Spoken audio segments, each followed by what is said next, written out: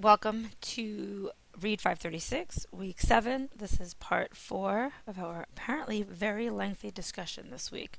But let's get through this. So 1998, we have, while the National Reading Panel is still doing their work, we have the Reading Excellence Act passed, and there's lots of specifics there I could go into, but really in terms of its significance, what it does is it tries to define reading again, and what it does is it ties funding to program selection. So this is kind of the beginning of the language or the ideas we become more familiar with in during the time of No Child Left Behind. This idea of your programs have to meet this particular criteria, and this is the only way you're going to get the money. We know that this is even more dominant during No Child Left Behind and Reading First, and the idea of mandating programs, but this is the beginning of it, the Reading Excellence Act. So there's language in there that ties the money set aside in the Reading Excellence Act to the type of program that is selected. So they are trying to influence the curriculum materials that a school or a district buys. So then while the National Reading Panel comes out in 2000, but I'm going to go ahead a little bit and talk about the reauthorization of No Child Left Behind, of the Elementary and Secondary Education Act. So this becomes No Child Left Behind, right? So this happens in 2001. States must have standards. Schools are rated for the first time, right? So we see our AYP and our API, and we see our similar schools rankings. This really ushers in the use of standardized testing. So you can see the things that were set up in Goals 2000 are really being put into place here. They have this, some may call ludicrous, but lofty goal of 100% proficiency by 2014. And so we know that obviously No Child Left Behind has had a really significant impact on the way that all instruction has been carried out in schools, not just in terms of reading instruction. But let's now kind of talk about where the report of the National Reading Panel fits in and the connection to No Child Left Behind here. So we get teaching children to read, right? So this is the report of the National Reading Panel. And so it summarizes 8 important areas in reading instruction, right? Phonemic awareness, phonics, fluency, vocabulary, comprehension. Those would be the big 5. And then independent reading, computer-assisted reading, and professional development. So it goes over the research and it summarizes all of the research that exists in these 8 areas, or that's what it purports to do. And in terms of this report, the piece on independent reading and professional development are pretty much a direct response to becoming a nation of readers, right? So the issue of independent reading or sustained silent reading is really controversial. Becoming a Nation of Readers supports it, and it becomes widely implemented in schools, right? Drop everything and read, giving kids reading logs, right? This is where reading logs come from, take-home reading logs, Pizza Hut, and there are pizza giveaways for reading, all kinds of incentive programs to get kids to read. It becomes this idea, we have this focus that we really need kids to be reading on their own, whether that be in school, and it has to be happening at home. So Becoming a Nation of Readers supports it, and it's one of the pieces that's really attacked by its critics as having really thin or no research that supports it. And so what the Teaching Children to Read, the report of the National Reading Panel, does is it explicitly states that there is little research to support this practice. What they say is, and I quote, research, however, has not yet confirmed whether independent silent reading with minimal guidance or feedback improves reading achievement and fluency. Neither has it proven that more silent reading in the classroom cannot work, its effectiveness without guidance or feedback as it is yet unproven. The research suggests that there are more beneficial ways to spend reading instructional time than to have students read independently in the classroom without reading instruction. So they really go after that piece of the report. And in terms of the professional development piece, that's really a nod to the fact that the National Reading Panel felt that whole language was a philosophy, and it was not a set of practices, and that you could not thrust a philosophy onto practitioners without any training and expect to get good results. So those two pieces are probably pieces that you may not have known were in the report, but they're part of the 8 pieces. And it was really a direct response to some of the pieces that were in Becoming a Nation of Readers. Because remember, even though Becoming a Nation of Readers was 15 years prior to this, this debate has really been the focus of the reading world and of reading research during those 15 years. So one of the So just like Becoming a Nation of Readers, the authors of the report themselves, some of them criticized the report of the National Reading Panel. Probably the loudest critic was Joanne Yatvin. She published several articles and reports that criticized the findings and the way that the reading panel conducted its business. And in response to that, Timothy Shanahan, who was another author of the report, basically said, he published a response to her, and he basically said that she had the authority and was encouraged to explore some of the issues that she discussed in her criticism, but that she chose not to. And we'll read a little bit more about that in some of the other pieces that I give you. But let's talk about why this report of the National Reading Panel is so significant. And so this is its tie to No Child Left Behind. So the Bush administration uses teaching children to read as a cornerstone of Reading First legislation. And we know that Reading First legislation is really one of the foundations of No Child Left Behind.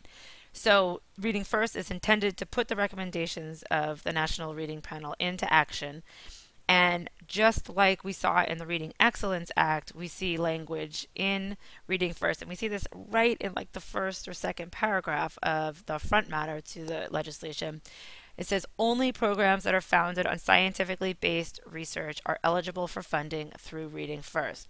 So it codified the idea of mandated curriculum, right? And states in turn, like California, like Texas, like many others, go ahead and they actually choose 1 or 2 curriculums and they mandate the curriculum they want you to implement. So very significant influence and impact on not just curriculum in general, but on reading curriculum.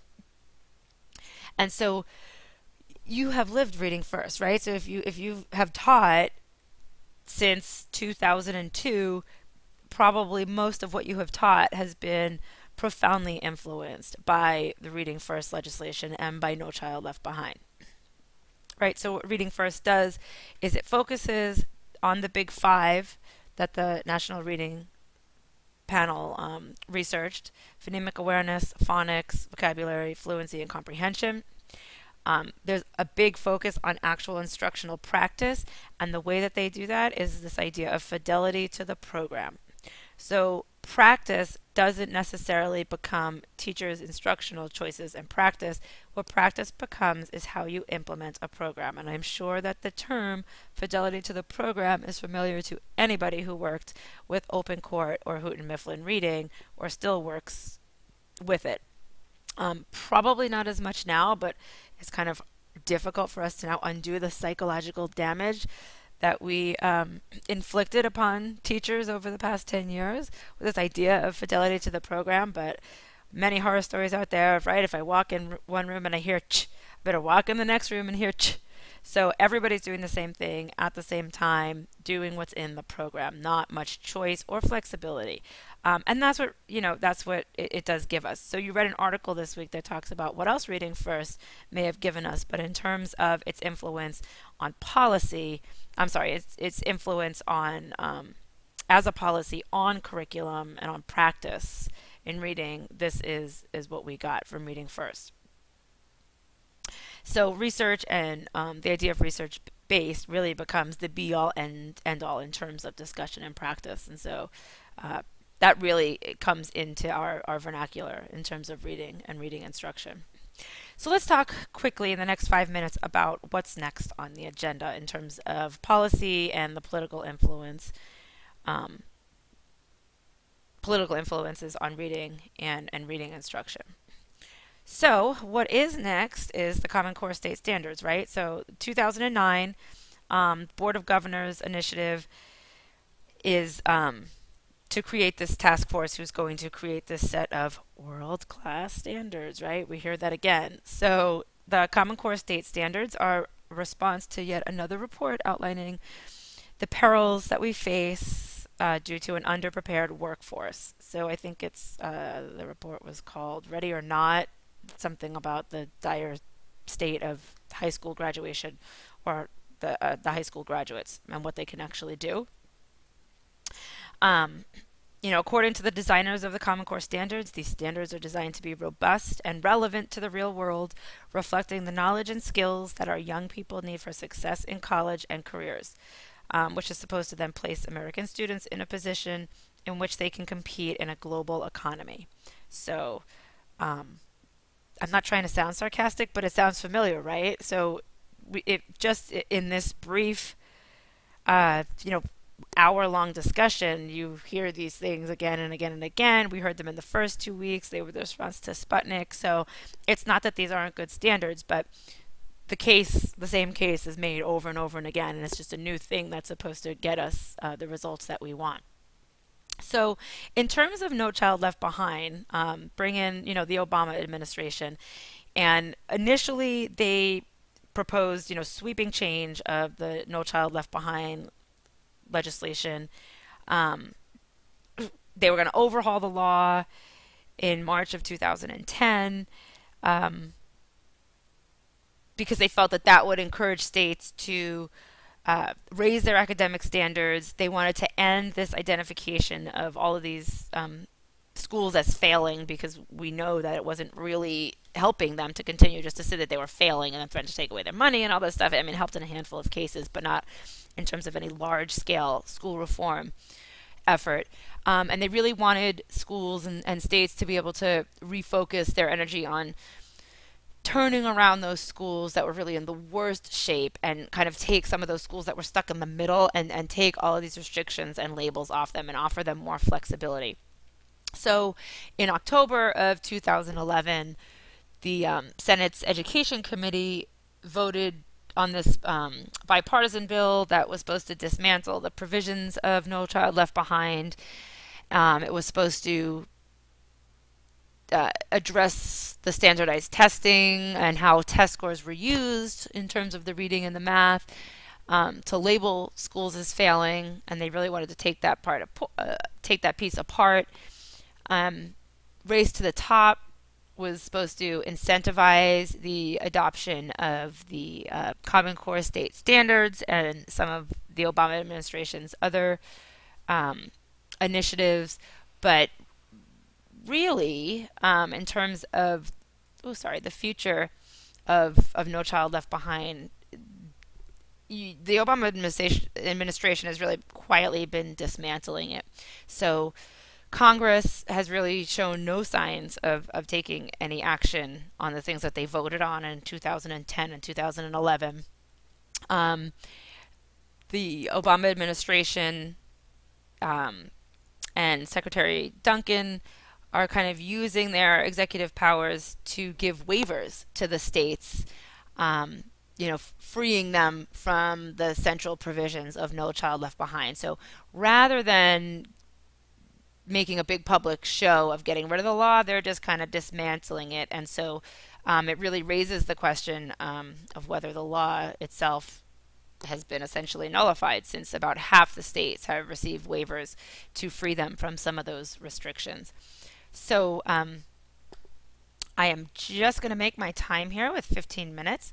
So I have some interesting articles for you to read that give you multiple perspectives or different perspectives on some of the things that I've discussed.